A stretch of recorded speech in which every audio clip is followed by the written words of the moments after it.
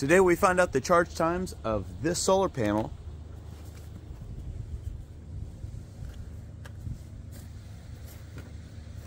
Charging up 40-volt batteries. Now I've got questions since I put up my first video. How long does it actually take to charge? I have this 2 amp hour battery.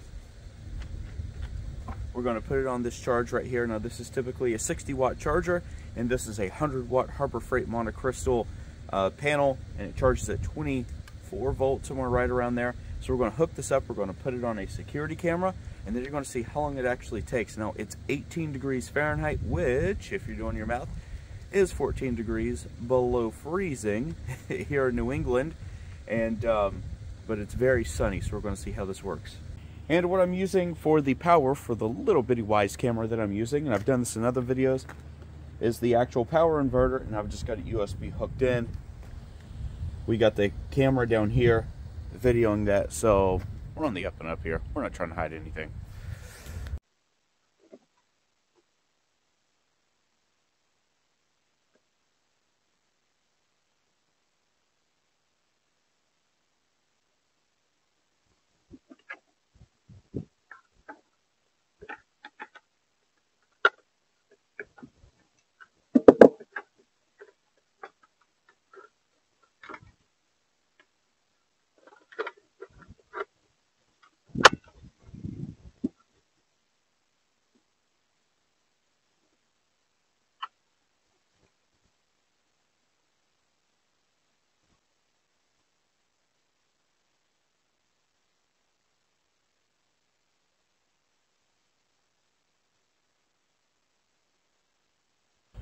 Okay everybody, so it just finished charging. This started right around 8:24 a.m.